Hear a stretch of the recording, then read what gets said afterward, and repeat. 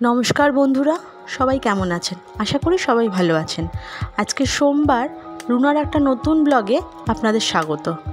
সোমবার মানেই আমার জন্য ভীষণ ব্যস্ততম দিন, যেহেতু আগের দিন রবিবারটা আমার একটু ল্যাদ খেয়েই কাটাই বলতে পারেন।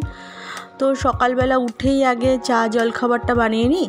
চা জলখাবারে যেমন রুটি করি, কারণ রুটিটা মেয়ের জন্য, আবার মেয়ে নাকি স্কুলে রুটি তরকারি খেতে পারবে না।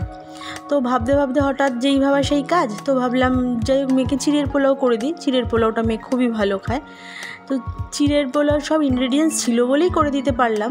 কারণ তেলের মধ্যে পেঁয়াজ কুচি, লঙ্কা কুচি আর অল্প একটু কিশমিশ বাদাম দিয়ে ভাজা ভাজা করে ওর মধ্যে জলে ভিজিয়ে রাখা চিড়েটা ধুয়ে দিয়ে দিলাম। তার মধ্যে একটু নুন মিষ্টি দিয়ে, লঙ্কার গুঁড়ো দিয়ে নাড়াচাড়া করে, আর নাবানোর আগে একটু গরম মশলার গুঁড়ো দিয়ে নাবিয়ে দিলাম।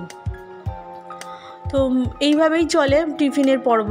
কারণ আমার মেয়েকে টিফিন দেওয়াটা আমার কাছে একটা বড় শাস্তি মনে হয়, যেন যে ও কি এটা খাবো না ওটা খাবো না। আপনারা একটু শেয়ার করবেন প্লিজ, কম রেসিপিটা যাতে ইজি হয় সেই রকমভাবে কিছু দেওয়া, সেই জন্যই বলছি।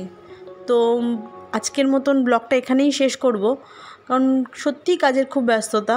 আর মোটামুটি আপনাদের সঙ্গে কথা বলতে বলতে কিভাবে কাজটা হয়ে গেল সেটাও আমি ভাবি। আর বাসনপত্র মেয়ে চলে যাওয়ার পর বাকি কাজটা করি। তো আজকের মতন বিদায় দিচ্ছি বন্ধুরা। কালকে আবার দেখা হবে নতুন কোনো রেসিপি বা নতুন কোনো টপিক নিয়ে। নমস্কার।